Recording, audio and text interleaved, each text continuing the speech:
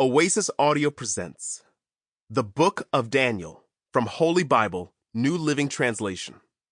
Read for you by Dr. Theon Hill. Daniel 1. Daniel in Nebuchadnezzar's court. During the 3rd year of King Jehoiakim's reign in Judah, King Nebuchadnezzar of Babylon came to Jerusalem and besieged it. The Lord gave him victory over King Jehoiakim of Judah and permitted him to take some of the sacred objects from the temple of God.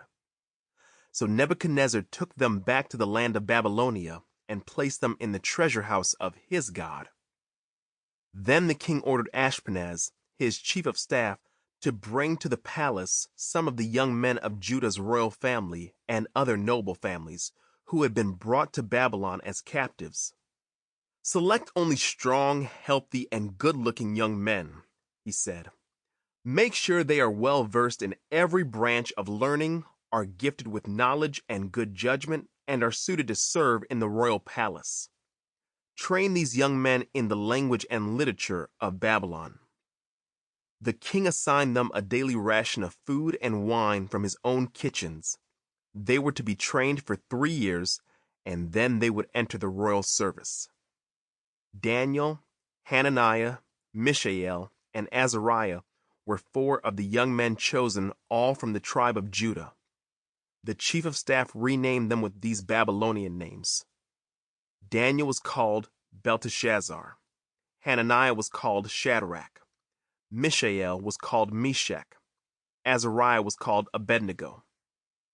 But Daniel was determined not to defile himself by eating the food and wine given to them by the king. He asked the chief of staff for permission not to eat these unacceptable foods.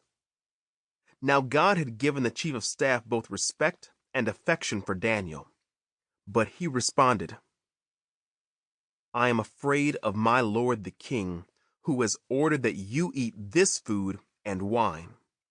If you become pale and thin compared to the other youths your age, I am afraid the king will have me beheaded." Daniel spoke with the attendant who had been appointed by the chief of staff to look after Daniel, Hananiah, Mishael, and Azariah. "Please test us for 10 days on a diet of vegetables and water," Daniel said.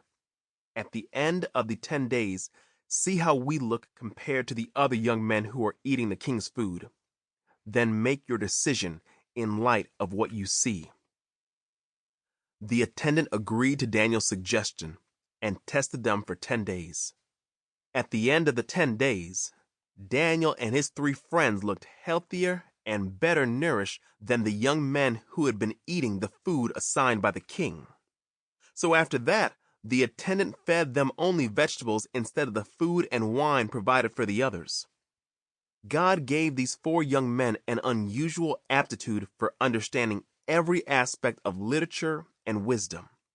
And God gave Daniel the special ability to interpret the meanings of visions and dreams.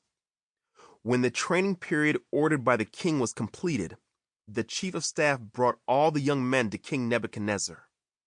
The king talked with them, and no one impressed him as much as Daniel, Hananiah, Mishael, and Azariah. So they entered the royal service. Whenever the king consulted them in any matter requiring wisdom and balanced judgment, he found them 10 times more capable than any of the magicians and enchanters in his entire kingdom. Daniel remained in the royal service until the 1st year of the reign of King Cyrus. Daniel 2. Nebuchadnezzar's dream. One night, during the 2nd year of his reign, Nebuchadnezzar had such disturbing dreams that he couldn't sleep. He called in his magicians, enchanters, sorcerers, and astrologers, and he demanded that they tell him what he had dreamed. As they stood before the king, he said, "I have had a dream that deeply troubles me, and I must know what it means." Then the astrologers answered the king in Aramaic, "Long live the king! Tell us the dream, and we will tell you what it means." Sample complete. Ready to continue?